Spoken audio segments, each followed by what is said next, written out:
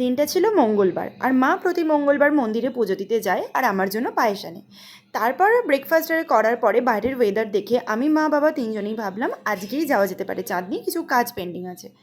আর আমার আইলাইনারটা শেষ হয়ে গেছিলো, সেই জন্য সুগার পাপের একটা নতুন আইলাইনার কিনেছিলাম। আইলাইনারটা ওকে ওকে, আমার তো খুব একটা ভালো লাগেনি। আর শ্রীহরির এই কানেরটা কিনেছিলাম, বেশ ইউনিক লাগছিল। তারপর ভালো করে নিজেকে প্যাক করে নিলাম, কারণ আমার স্কিন অ্যালার্জি আছে আর রোদ্দুর পড়লে তো আর দেখতে হবে না স্কিনে। তো সেটা করে নেওয়ার পর ফ্ল্যাটে চলে গেছিলাম। আমার এই জানলাটা এত ভালো লাগে, দক্ষিণ দিকের, পুরো খুলে দিলে সন্ধেবেলার পর আলাদাই শান্তি, আলাদাই স্যাটিসফ্যাকশন।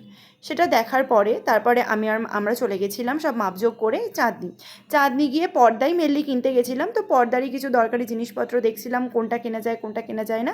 আর বেশ কিছু ভালো ভালো পর্দার দোকানে ঢুকেছিলাম। পর্দাগুলো দেখে তো কোনটা ছেড়ে কোনটা নেব ভেবেই পাচ্ছিলাম না, কিন্তু দামটা প্রচণ্ড এক্সপেন্সিভ ছিল। আর ওই রড লাগানোর জিনিসপত্রও দেখছিলাম টুকিটাকি কিছু, কিনেও ছিলাম, কিন্তু সেটা ফিট হবে কি হবে না জানতাম না। তবে পর্দার কালেকশন জাস্ট ওয়াও, মানে কিছু বলার নেই।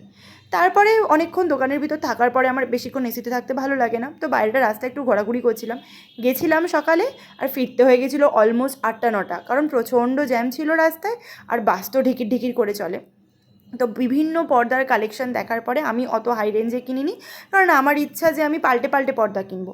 তো সেই জন্য বেশ কিছু পর্দা দেখে নেওয়ার পরে বেশ কিছু কিনে বাড়িতে চলে এসেছিলাম, সেগুলো তৈরি করতে দিয়ে চলে এসেছিলাম।